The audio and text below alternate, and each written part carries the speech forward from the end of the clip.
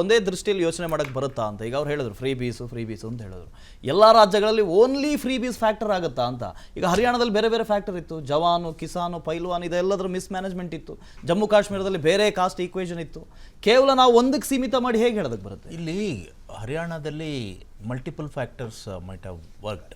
ಏನಂದ್ರೆ multiple factor ಮೊದಲನೇದಾಗಿ ಆ್ಯಂಟಿ incumbency, ಅಂದರೆ 10 ವರ್ಷ 2 ಟರ್ಮು ಮಾಡಿದ್ದಾರೆ. ಎರಡನೇದು ಅವರು ಪ್ರಯೋಗನೋ ಸ್ಟ್ರಾಟಜಿನೋ ಅಥವಾ ಕ್ಯಾಲ್ಕುಲೇಟೆಡ್ ರಿಸ್ಕ್ ಏನಾದರೂ ಅಂದ್ಕೊಳ್ಳಿ, ಬಿ ಜೆ ಪಿನವರು ತಗೊಂಡಂತಹ ಕೆಲವೊಂದು ನಿರ್ಧಾರಗಳು ಆಮೇಲೆ ಒಂದು ಸ್ಟ್ರಾಟಜಿ ಅದು ಅವರಿಗೆ ವರ್ಕ್ ಮಾಡಿಲ್ಲ. ಅಂದರೆ ಏನಂತ, ಮೊದಲನೇದಾಗಿ ಕಟ್ಟರ್ ಅವ್ರನ್ನ ಚೇಂಜ್ ಮಾಡಿ ಸೈನಿಯವ್ರನ್ನ ತಂದಂಥ ಸಮಯ ಯಾವುದು? ಎಲೆಕ್ಷನ್ಗೆ ಇವಾಗ ಅಕ್ಟೋಬರ್ನಲ್ಲಿ ಎಲೆಕ್ಷನ್ ನಡೆದಿದೆ ಅಂದರೆ ಮಾರ್ಚಲ್ಲಿ ತೊಗೊಂಡು ಬಂದರು, ಅಂದರೆ 6 ತಿಂಗಳು. ಅದು ಸೈನಿಯವ್ರಿಗೂ ಕೂಡ ಒಂದು ಸ್ವಲ್ಪ ಕ್ರೌರ್ಯ ಅಂತಲೇ ನಾನು ಹೇಳ್ತೀನಿ. ಯಾಕೆ ಅಂತಂದರೆ ನೀವು ಒಬ್ಬ ಹೊಸ ಫೇಸನ್ನು ತೊಗೊಂಡು ಬಂದು ಹೊಸ ನಾಯಕತ್ವವನ್ನು ಕೊಡಬೇಕಾದ್ರೆ ಅವನಿಗೆ ಟೈಮ್ ಕೊಡಬೇಕು ಸ್ಟೆಬಿಲೈಸ್ ಮಾಡೋಕ್ಕೆ. ನೀವು ಯಾರನ್ನೋ ತೊಗೊಂಡು ಬಂದು ನೀವು ಕೂರಿಸಿದಾಗ, ಅಲ್ಲ ಈಗ ಗುಜರಾತಲ್ಲಿ ಕೊಟ್ಟಷ್ಟು ಟೈಮನ್ನು ಕರ್ನಾಟಕದಲ್ಲಿ ಕೊಟ್ಟಿರಲಿಲ್ಲ. ಸಾಕಷ್ಟು ಟೈಮ್ ಸಿಕ್ತು ಬಿಡಿ. ಬಿಜೆಪಿ ಹೋಗ್ತಾರೆ ಒಂದು ಪದ ಕೂಡ ಬಳಕೆ ಮಾಡಿದ್ರು. ಹಾಗಾದ್ರೆ ನಾವು ಬೇರೆ ಸಮಾಜಗಳಿಗೆ ಅವಕಾಶಗಳು ಕೊಡೋದು ಬೇಡ ಅಂತೀರಾ? ಅಲ್ಲ, ಹಂಗಲ್ಲ. ನಾನು ಅದನ್ನು ಸಮಾಜದ ಬಗ್ಗೆ ಅಲ್ಲ ನಾನು ಹೇಳ್ತಾ ಇರೋದು. ಯಾವಾಗ ಕೊಡ್ತೀರಾ ನೀವು? ಮಾರ್ಚಲ್ಲಿ ನೀವು ಇದು ಮಾಡಿದ್ರೆ. ಆಮೇಲೆ ಎರಡನೇದು ಏನಂತಂದರೆ, ಈಗ ನೀವೇ ಹೇಳದ ಹಾಗೆ ಗೆಲುವು ಮುಖ್ಯ. ಅಂದ್ರೆ ನೀವೇ ತಾನೇ ಹೇಳಿದ್ದು, ಅಧಿಕಾರ ತಗೊಳ್ಬೇಕಾದ್ರೆ ಏನಾದರೂ ಮಾಡಬೇಕಾಗತ್ತೆ. Everything is fair in love. ಸಮ್ಮಿಶ್ರದಲ್ಲಿ ನಾವು ಅಧಿಕಾರ ತಗೊಳ್ಳೋದು ಮುಖ್ಯ. ಗೆಲುವು ಮುಖ್ಯನೇ. ಹರಿಯಾಣ ದೆಹಲಿ ಪಕ್ಕದಲ್ಲಿ, ರಾಜಧಾನಿ ಪಕ್ಕದಲ್ಲಿದ್ರು ಕೂಡ ಅದೊಂಥರ ಅಗ್ರಿಕಲ್ಚರ್. ಅದಕ್ಕೆ ನಾನು ಅದನ್ನ ಹೇಳ್ತಾ ಇದ್ದೆ. ಅಲ್ಲಿ ಏನಾಯ್ತು, ನೀವು ರೈತರಿಗೆ ಬೆಲೆ ಕೊಡಲಿಲ್ಲ, ನೀವು ಅಂಬಾನಿ ಅದಾನಿ ಕೈಲಿ ತಗೊಂಡೋಗಿ ಅಗ್ರಿಕಲ್ಚರ್ನೆಲ್ಲ ಕೊಡಬೇಕು ಅಂತ ಮಾಡೋದು, ಇವೆಲ್ಲ ಅಲ್ಲಿ ಅದನ್ನು ಕೂಡ ಏನಾಗುತ್ತೆ ಅಂದರೆ, ಈಗ ನೋಡಿ ಕೆಲವೊಂದು ನಾನು ಇದು ಬಿ ಜೆ ಪಿಯವ್ರು ಮಾಡಿದಂಥ ಒಳ್ಳೇದು ಮತ್ತು ಕೆಟ್ಟದ್ದು ಹೇಳ್ತೀನಿ. ಯಾಕೆಂತಂದರೆ ಈಗ ಈ ಕಾಂಟ್ರವರ್ಷಿಯಲ್ ಫಾರ್ಮ್ ಲಾಸ್ ಇದೆಯಲ್ಲ, ನನ್ನ ವೈಯಕ್ತಿಕ ಅಭಿಪ್ರಾಯ ಕೇಳಬೇಕಂದ್ರೆ APMC ವಿರುದ್ಧ ಬಂತಲ್ಲ, ಆ ಲಾ ಇರಬೇಕದು. ಭಾಳ ಅಗತ್ಯವಾದಂಥ ರಿಫಾರ್ಮ್ ಅದು. ಯಾಕೆಂದರೆ ಅದು ಈ APMCನೂ ಇಟ್ಕೊಂಡು ಆಮೇಲೆ ರೈತರ ಉತ್ಪನ್ನಗಳು ಹೊರಗಡೆ ಮಾರಾಟ ಮಾಡೋದಕ್ಕೆ ಅವಕಾಶ ಕೊಡುವಂಥದ್ದು. ರೈತರು ಅದು ಯಾಕೆ ಅದನ್ನು ಸೆಲೆಬ್ರೇಟ್ ಮಾಡಬೇಕಾಗಿತ್ತು. ಅಲ್ಲಿ ಏನಾಗಿದೆ, ಹರಿಯಾಣ ಮತ್ತು ಪಂಜಾಬ್ನಲ್ಲಿರುವಂಥ ರೈತರಿದ್ದಾರಲ್ಲ, ಭಾಳ ಬಲಿಷ್ಠರಾದಂಥ ರೈತರು. ನಮ್ಮ ಕೋಲಾರ ಮತ್ತು ಚಿಕ್ಕಮಗಳೂರಂತಹ ಒಣಭೂಮಿಯ ರೈತರಲ್ಲ ಅವರು ಟ್ರ್ಯಾಕ್ಟರ್ಗಳನ್ನು ಇಟ್ಕೊಂಡು ಹೋಗಿ ಟ್ರ್ಯಾಕ್ಟರ್ಗಳ ಮೂಲಕ ಆರ್ಮಿಗಳನ್ನು ದಾಳಿ ಮಾಡಿ ಸರ್ಕಾರವನ್ನು ಬಗ್ಗಿಸೋಷ್ಟರ ಮಟ್ಟಿಗೆ ಬಲಿಷ್ಠರು ಬಲಿತವರು ಅವರು. ಅವ್ರಿಗೆ ಬಗ್ಬಿಡ್ತು ಇದು BJP ಏನಂದರೆ ಎಲೆಕ್ಷನ್ಗೆ. ಅದು ಎಲೆಕ್ಷನ್ ರಾಜಕೀಯ ಅಂತ ಅಂದ್ಕೊಳ್ಳೋಣ. MSPಯನ್ನು ಲೀಗಲ್ ಇದು ಕೊಡಬೇಕು ಅಂತ ಮುಂದಾಗ ಆ MSPದು ಅಷ್ಟೇ. ನಮ್ಮ ಕರ್ನಾಟಕಕ್ಕೆ ಏನು, ಕರ್ನಾಟಕದ ರೈತರಿಗೆ ಏನು ಅಲ್ಲಿ ಗಿಟ್ಟುವಂಥದ್ದಲ್ಲ. ಬರೀ ಏನು 95% MSPಯನ್ನು ಹರಿಯಾಣ ಇದು ಪಂಜಾಬ್ನ ಏನು ಇದು ಭತ್ತ ಬೆಳೆಯೋರು ಗೋಧಿ ಬೆಳೆಯೋರೇ ತಿನ್ಕೊಂಡು ಹೋಗ್ತಾ ಇದ್ದಾರೆ. ಸೊ ಇದು ಕೂಡ ನಾವೇನಂತಂದರೆ, ರೈತರು ಅಂತ ಬಂದಾಗ ರೈತರಿಗೂ ಮತ್ತು ಅಲ್ಲಿ ನಡೆದಂಥ ಹೋರಾಟಕ್ಕೂ ಸಂಬಂಧ ಇಲ್ಲ. ಅಂದರೆ ಎಲ್ಲ ಸಮಗ್ರ ದೇಶದ ರೈತರಿಗೆ ಅದನ್ನ ಸರಿಯಾಗಿ BJPನವರು ಅದನ್ನ ತಗೊಂಡ್ರೆ, ಯಾರ್ಯಾರೋ ನಮ್ಮ ಮುಂದೆ ಇರ್ತಕ್ಕಂಥ ಬೇರೆ ಬೇರೆ ದೇಶಗಳು ಸ್ವತಂತ್ರ ನಮಗಿಂತ ಫಸ್ಟ್ ತಗೊಂಡ್ಬಿಡ್ತಾರೆ. ಬಟ್ ದೇಶದ ಜನರ ಮನಸ್ಥಿತಿಗಳೇ ಆಗಿದೆ. ಈಗ ನೀವು ರೈತರ ಬಗ್ಗೆ ನೀವು ಹೇಳ್ತೀರಿ, ಯಾಕೆ ಅಷ್ಟು ದೋಸೆ ಮಚ್ಚಾಕ್ದಂಗೆ ನೀವು ಕಾನೂನುಗಳು ತರ ಅಂತ ಅವಶ್ಯಕತೆ ಏನಿರ್ತದೆ? ನೀವು ನೋಡಿ, ನಾವು ಕಾಂಗ್ರೆಸ್ ದೇಶನ ರೂಲ್ ಮಾಡಲಿ, BJP ಮಾಡಲಿ, ದಳದವರು ಜನತಾ ಪಾರ್ಟಿಯವ್ರು ಮಾಡಲಿ, ಎಲ್ಲರೂ ದೇಶದ ಇಂಟಿಗ್ರಿಟಿಗೋಸ್ಕರ ನಾವು ಕೆಲಸ ಮಾಡಿ. ಈ ಸೋಲು 2 ರಾಜ್ಯಗಳ ಗೆಲುವು, ಇದನ್ನ ಖರ್ಗೆ ಅವರು ಕೊಡ್ತೀರಾ ಅಂತ? ಖಂಡಿತ ಸರ್, ಅವ್ರದ್ದು ದೊಡ್ಡ ಪಾತ್ರ ಇದೆ. ಯಾಕೆ ಅಂತ ಹೇಳಿದ್ರೆ, ಖರ್ಗೆ ಅವ್ರು ಬಂದ ಮೇಲೆ ದಲಿತ ಮತಗಳು ಕೂಡೀಕರಣ ಆಗಿದೆ. ಇದನ್ನ ತಾವು ಅರ್ಥ ಮಾಡ್ಕೊಳ್ಬೇಕು. ಖರ್ಗೆ ಅವ್ರಿಗೆ ಆ ಮಾತನ್ನು ಹೇಳಿದ್ರೆ ಸ್ವಲ್ಪ ಮಟ್ಟಿಗೆ ಅಲ್ಲ, ಖರ್ಗೆ ಅವರು ಒಂದ್ ನಿಮಿಷ ಹರಿಯಾಣದಲ್ಲಿ ಒಂದು ಶಿವಶಂಕರ್ ಸರ್ ಒಂದ್ ಮಾತು, ಖರ್ಗೆ ಅವ್ರಿಗೆ ಕೊಡ್ತೀರಾ ಅಂತ ಒಂದು ಪ್ರಶ್ನೆ ಕೇಳಿದ್ರೆ ಖರ್ಗೆ ಅವ್ರಿಗೆ ಕೊಡಲ್ಲ. ಯಾಕೆ ಹರಿಯಾಣದಲ್ಲಿ ಖರ್ಗೆ ಅವರು ಒಂದೇ ಒಂದು ರಾಜಕೀಯ ರ್ಯಾಲಿಯನ್ನ ಮಾಡ್ಲಿಕ್ಕೆ ಬಿಟ್ಟಿಲ್ಲ. ಅವರು ರ್ಯಾಲಿ ಮಾಡ್ಲೇಬೇಕಂತ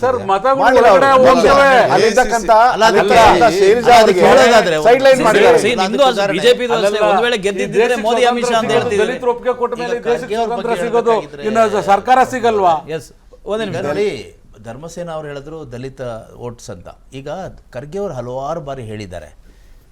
ಅದರಲ್ಲಿ ಒಂದು ಸ್ವಲ್ಪ ವೈರುಧ್ಯನೂ ಇದೆ. ಎಷ್ಟು ಸಾರಿ ಹೇಳಿದ್ದಾರೆ ಅಂತಂದರೆ, ಖರ್ಗೆ ಅವರು ನನ್ನನ್ನು ದಲಿತ ನಾಯಕ ಅಂತ ಸರ್ ನನ್ನನ್ನು ನನಗೆ ಬಿಟ್ಟು ಮಾಡ್ಬೇಡಿ. ಒಂದ್ ನಿಮಿಷ, ಬೈ ಒಂದ್ ನಿಮಿಷ. ಎಲೆಕ್ಷನ್ ಅಲ್ಲಿ ಯಾಕಪ್ಪ ನನ್ನನ್ನು ಬರೀ ದಲಿತರ ಕಾಲನಿ ಕರ್ಕೊಂಡು ಮತ್ತೆ ಅದನ್ನ ಹೇಳ್ತಾ ಇದ್ದೀರಾ? ಅದಕ್ಕೆ ಹೋಗ್ತಾರೆ ಅದನ್ನೇ ಹೇಳ್ತಾ ಇರೋದು. ದಲಿತರು ಅವ್ರು ಬಂದಿದ್ದರಿಂದ ದಲಿತ ಓಟ್ಸ್ ಕನ್ಸಾಲಿಡೇಟ್ ಆಗೋಯ್ತು, ಅದಕ್ಕೆ ನಾವು ಗೆದ್ದಿದ್ದೀವಿ ಅಂತ ಹೇಳಿದ್ರೆ ಖರ್ಗೆ ಅಂತ ಒಬ್ಬ ದೊಡ್ಡ ನಾಯಕನಿಗೆ ಮಾಡಿದಂಥ ಒಂದು ರೀತಿಯಲ್ಲಿ ಅನ್ಯಾಯ ಅಂತ ಅನ್ಸುತ್ತೆ. You are limiting him to Dalit. ಆದರೆ ತಮಾಷೆ ಏನು ಅಂತಂದರೆ, ಇಷ್ಟು ದೊಡ್ಡ ಮಾತಾಡುವಂತಹ ಖರ್ಗೆ ಅವರು ಯಾವತ್ತೂ ಕೂಡ ದಲಿತ ಮೀಸಲು ಕ್ಷೇತ್ರವನ್ನು ಬಿಟ್ಟು ಬೇರೆ ಕಡೆ ಜನರಲ್ ಕಂಟೆಸ್ಟ್ ಮಾಡಲಿಲ್ಲ. ಅದಕ್ಕೆ ವ್ಯವಸ್ಥೆ ಇರ್ಬೋದು, ಸಾಮಾಜಿಕ ವ್ಯವಸ್ಥೆ ಇರ್ಬೋದು. ಒಂದು ನಿಮಿಷ. ಆದರೆ ಇಲ್ಲಿ ಪಾಸಿಟಿವ್ ಭಾಳ ಮುಖ್ಯವಾದಂಥ ವಿಚಾರ ಹೇಳೋದಾದರೆ, ಖರ್ಗೆ ಅವ್ರದ್ದು ಒಂದು ದೊಡ್ಡ ಹಿರಿಮೆ ಏನು ಅಂತಂದರೆ, ಖರ್ಗೆ ಅವರಿಗೆ ಯಾವುದೇ ಜವಾಬ್ದಾರಿ ಕೊಟ್ಟಿರಲಿ ಥ್ರೂಔಟ್ ಅವರ 50 ವರ್ಷದ ಇದು ರಾಜಕೀಯ ಇತಿಹಾಸದಲ್ಲಿ, ಒಂದು ರೆವಿನ್ಯೂ ಮಿನಿಸ್ಟ್ರಿಂದ ಹಿಡ್ಕೊಂಡು ಟ್ರಾನ್ಸ್ಪೋರ್ಟಿಂದ ಹಿಡ್ಕೊಂಡು ಅವ್ರು ಯಾವ್ಯಾವ ಜವಾಬ್ದಾರಿ ನಿರ್ವಹಿಸಿದಾರೋ ಅಲ್ಲೆಲ್ಲ ಎಕ್ಸಲೆಂಟ್ ಪರ್ಫಾರ್ಮ್ ಮಾಡಿದ್ದಾರೆ. ಇವತ್ತು KSRTC ಕರ್ನಾಟಕದಲ್ಲಿ, BMTC ಇಡೀ ದೇಶದಲ್ಲೇ ಒಂದು ಪ್ರಾಫಿಟಬಲ್ ಆಗಿ ಕನ್ವರ್ಟ್ ಆಯಿತು ಅಂದರೆ ಅದು ಅವ್ರ ಕಾಲದಲ್ಲಿ. ಇವತ್ತು ಕಾಂಗ್ರೆಸ್ಸು ತುಂಬ ನೆಲ ಕಚ್ಚದ ಸಮಯದಲ್ಲಿ ಇವತ್ತೇನಾಯಿತು ಅಂದರೆ ರಿಸರ್ಜೆನ್ಸ್ ಅಂದರೆ ಇದು ದೇಶದ ಮಟ್ಟದಲ್ಲಿ ಎಮರ್ಜೆನ್ಸ್ ಆಗಬೇಕಾಗಿದ್ದರೆ ಅವ್ರ ನಾಯಕತ್ವದಲ್ಲಿ, ಅಂದರೆ ರಾಹುಲ್ ಗಾಂಧಿಯವರು ಭಾರತ ಜೋಡೋ ಮಾಡಿದ್ರು, ಅದೆಲ್ಲ ಸರಿ, ಅವ್ರದ್ದು ಕಾಂಟ್ರಿಬ್ಯೂಷನ್ ಇದೆ. ಮೇಯ್ನ್ ಕ್ರೆಡಿಟ್ ಹೋಗ್ಬೇಕಾಗಿರೋದನ್ನೇ AICC ಪ್ರೆಸಿಡೆಂಟ್ ಮಲ್ಲಿಕಾರ್ಜುನ್ ಖರ್ಗೆ ಅವರ ನಾಯಕತ್ವ. ಆದರೆ ದಲಿತರಿಗೋಸ್ಕರ, ದಲಿತ ಓಟ್ಸ್ ಇಂದ ಅಂತ ಹೇಳಲ್ಲ. ಅಲ್ಪಸಂಖ್ಯಾತರು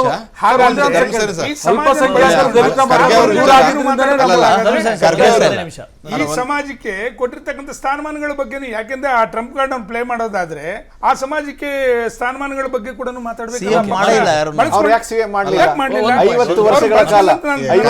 ಖರ್ಗೆ ಅವ್ರ ಒಂದು ನಿಮಿಷ ಹೇಳ್ಬಿಡ್ತೀನಿ ನಾನು. ಖರ್ಗೆ ಅವ್ರ ಎಂತವ್ರು ಅಂದ್ರೆ, ಸಿದ್ದರಾಮಯ್ಯ ಅವರು ಮೊದಲ ಟರ್ಮ್ ಅಲ್ಲಿ CM ಆದ್ರು 2013. 2.5 ವರ್ಷ ಆಯ್ತು ಸಿದ್ದರಾಮಯ್ಯ ಅವ್ರಿಗೆ. ಅವಾಗ ಚಲವಾದಿ ನಾರಾಯಣ ಸ್ವಾಮಿ ಅವರು ಖರ್ಗೆ ಅವರ ಶಿಷ್ಯ, ಅಪ್ಪಟ ಶಿಷ್ಯ. ಇವತ್ತಿಗೂ ಕೂಡ ಪಾಪ ಅವರು ದಲಿತ CM ಆಗಬೇಕು ಅಂತ ಒಂದು ಪತ್ರ ರೆಡಿ ಮಾಡಿದ್ರು. ಬೆಳಗ್ಗೆ ಎದ್ರೆ ನಾನು ಕಾಂಗ್ರೆಸ್ ಬೀಟ್ ಮಾಡ್ತಿದ್ರಿಂದ ನಾನು ನೋಡ್ದಂಗೆ ಬೆಳಗ್ಗೆ ಎದ್ರೆ ಚಲವಾದಿ ನಾರಾಯಣ ಸ್ವಾಮಿ ಯಾವುದಾದ್ರು ದೇವಸ್ಥಾನಕ್ಕೆ ಹೋಗ್ತಿದ್ರು ಇಲ್ಲೋ ಗೊತ್ತಿಲ್ಲ, ಮಲ್ಲಿಕಾರ್ಜುನ ಖರ್ಗೆ ಅವ್ರ ಮನೆಗಂತೂ ಬಂದೇ ಬರ್ತಿದ್ರು. ಆವಾಗ ಇವರೊಂದು ಪತ್ರ ರೆಡಿ ಮಾಡಿದ್ರು. ಪತ್ರ ರೆಡಿ ಮಾಡಿಬಿಟ್ಟು ಎಲ್ಲ ಕಡೆ ಹಂಚಿದ್ರು. ಅದು ಮಾಧ್ಯಮಗಳಿಗೂ ಕೊಟ್ಟರು, ಮಾಧ್ಯಮಗಳಲ್ಲೂ ಕೂಡ ಸುದ್ದಿ ಆಯಿತು.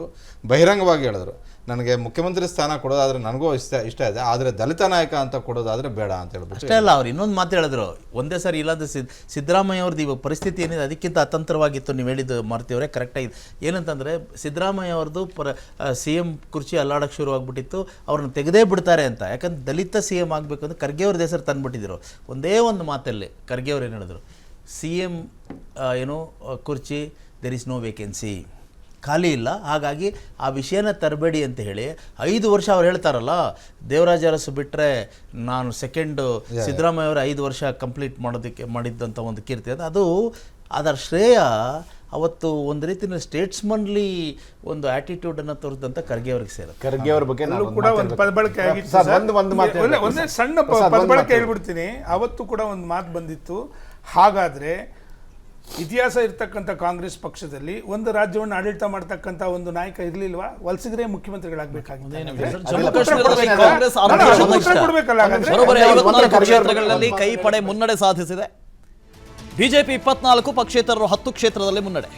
ಕಾಂಗ್ರೆಸ್ ಅರ್ಧ ಶತಕ ಜಮ್ಮು ಕಾಶ್ಮೀರದಲ್ಲಿ ಕಾಂಗ್ರೆಸ್ಗೆ ಸ್ಪಷ್ಟ ಬಹುಮತ. ಜಮ್ಮು ಕಾಶ್ಮೀರದಲ್ಲಿ ಕಾಂಗ್ರೆಸ್ ಅರ್ಧ ಶತಕ. ಒಮರ್ ಅಬ್ದುಲ್ಲಾ ಅವ್ರದ್ದು ಏನಾಯಿತು ಅಂತ ನೋಡಬೇಕು. ಆ ಕ್ಷೇತ್ರ ಬಹಳ ಇಂಪಾರ್ಟೆಂಟ್. ಈ ಹಿಂದೆ ಬಾರಾಮುಲಾದಿಂದ ಸೋತಿದ್ರು ಲೋಕಸಭೆ ಚುನಾವಣೆಯಲ್ಲಿ. ಸೊ ಈ ಬಾರಿ 2 ಕ್ಷೇತ್ರದಲ್ಲಿ ಸ್ಪರ್ಧೆ ಮಾಡಿದ್ರು. ಒಂದು ವೇಳೆ NC ಕಾಂಗ್ರೆಸ್ ಗೆದ್ದಾಗಿದೆ, ಆಲ್ಮೋಸ್ಟ್ ಆಲ್ ಬಹುಮತದೆಡೆಗೆ ದಾಪುಗಾಲಿಟ್ಟಾಗಿದೆ, ಯಾರು ಮುಖ್ಯಮಂತ್ರಿ ಆಗ್ತಾರೆ ಅನ್ನೋದು ಪ್ರಶ್ನೆ.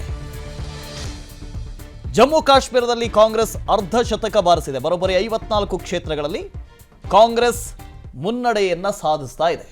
ಸೊ ಇದು ಸ್ಪಷ್ಟ. ಹರಿಯಾಣ ಹಾಗೂ ಜಮ್ಮು ಕಾಶ್ಮೀರ 2 ರಾಜ್ಯಗಳಲ್ಲಿ ಕಾಂಗ್ರೆಸ್ ಅಧಿಕಾರ ಹಿಡಿತಾ ಇದೆ. ದೊಡ್ಡೇರಿ ಸರ್, ಎಲ್ಲಿ ಮಿಸ್ ಆಯಿತು ಅಂತ? ಆಯಿತು, ಹರಿಯಾಣ ಗೊತ್ತಿತ್ತು, ಲೋಕಸಭೆ ಚುನಾವಣೆಯಲ್ಲಿ ಕೈ ಕೊಟ್ಟಿತ್ತು. ಈ ಬಾರಿ ವಿಧಾನಸಭೆಯಲ್ಲೂ ಹಾಗೆ ಆಗಬಹುದು ಅಂತ ಅಂದ್ಕೊಂಡು ಹೆಚ್ಚಿನ ಶ್ರಮವನ್ನು ಜಮ್ಮು ಕಾಶ್ಮೀರದಲ್ಲಿ ಹಾಕಿದ್ರಿ. 2 ರಾಜ್ಯಗಳು ಕೈ ಕೊಟ್ಟಿದ್ದಾವೆ. ಏನು ನಾನು ಆಗಲೇ ಹೇಳ್ದಂಗೆ ತಮಗೆ ಮತದಾರ ಪ್ರಭು ಏನನ್ನಂತ ಆದೇಶವನ್ನು ಕೊಟ್ಟಿದ್ದಾನೆ ಅದನ್ನು ನಾವು ಶಿರಬಾಗಿ ಭಾರತೀಯ ಜನತಾ ಪಾರ್ಟಿ ಅದನ್ನು ಒಪ್ಕೊಳ್ಳುತ್ತೆ. ಅದಕ್ಕೆ ನಮ್ಮದು ಎರಡು ಮಾತಿಲ್ಲ. ನಾನು ಮೊದಲೇ ಹೇಳ್ದಂಗೆ ಭಾರತೀಯ ಜನತಾ ಪಾರ್ಟಿ ಓಟಿನ ರಾಜಕಾರಣ ಮಾಡಲ್ಲ. 2019 370ನೇ ವಿಧಿಯನ್ನು ನಿಷೇಧವನ್ನು ಮಾಡಿದ ಸಂದರ್ಭದಲ್ಲಿ ಸರ್ ಎಲೆಕ್ಷನ್ ಮ್ಯಾನೇಜ್ಮೆಂಟ್ ಬಂದಾಗ ಬಿಜೆಪಿ ಇಂದಲೇ ಬರೋದು. ಅಲ್ಲಿ ಹೌದು ನೀವು ಹೇಳಿದ್ರೆ ತತ್ವ ಸಿದ್ಧಾಂತ ನಾವು ಅಭಿವೃದ್ಧಿಯ ಮಂತ್ರವನ್ನೇ ನೋಡಿದ್ದೇವೆ ಎಲ್ಲನೂ ಹೌದು. ಬಟ್ ಫಸ್ಟ್ ಬಿಜೆಪಿ ವಿನ್ನಿಂಗ್ ಅನ್ನು ನೋಡುತ್ತೆ. ನಾನು ನಿಮಗೆ ಹೇಳಿಕ್ಕೆ ಬಯಸ್ತೇನೆ, ಇದು BJPಯ ಸೋಲಲ್ಲ, ಪ್ರಜಾಪ್ರಭುತ್ವದ ಗೆಲುವು. ಯಾರ ಮನಸ್ಸಿನ ಭಾವನೆಯಲ್ಲಿ ವೋಟ್ ಮಾಡಲಿಕ್ಕೆ ಆಗದೆ ಅಂತ ಪರಿಸ್ಥಿತಿನಲ್ಲಿ 63% ಜನರನ್ನ ತಂದು ವೋಟಿನ ಬೂತ್ ಕರ್ಕೊಂಡು ಬಂದು ಅವ್ರನ್ನ ವೋಟ್ ಹಾಕಂತ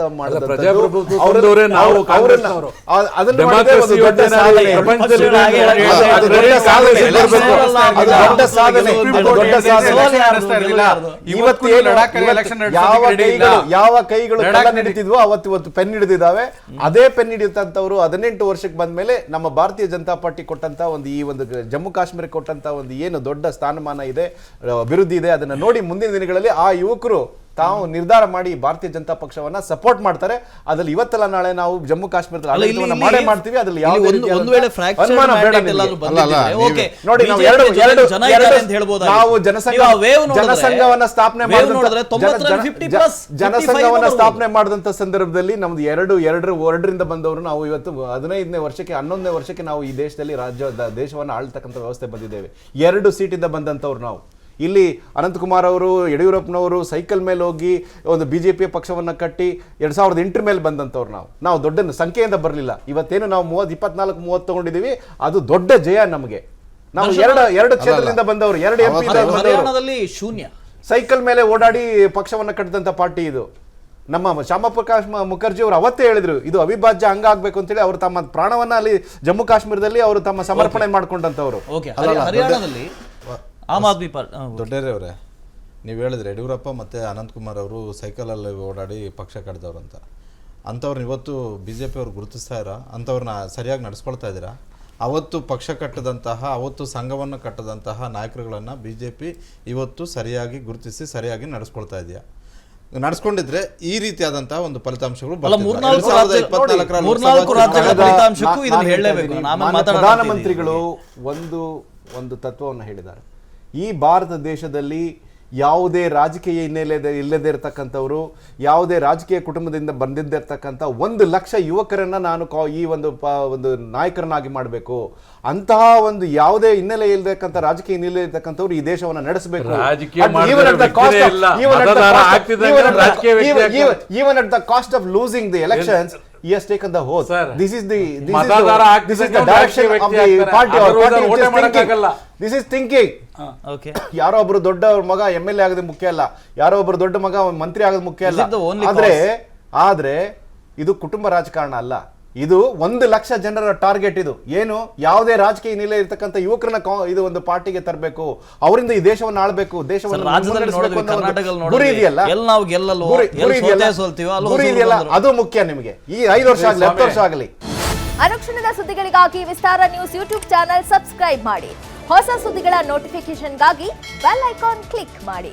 ಲೇಟೆಸ್ಟ್ ಅಪ್ಡೇಟ್ಸ್ಗಾಗಿ www.vistaranews.com ವೆಬ್ಸೈಟ್ಗೆ ವಿಸಿಟ್ ಮಾಡಿ. ಅಂಗೈಯಲ್ಲೇ ಜಗತ್ತಿನ ಸುದ್ದಿ ತಿಳಿಯಲು ವಿಸ್ತಾರ ನ್ಯೂಸ್ ಕನ್ನಡ ಆಪ್ ಡೌನ್ಲೋಡ್ ಮಾಡಿ.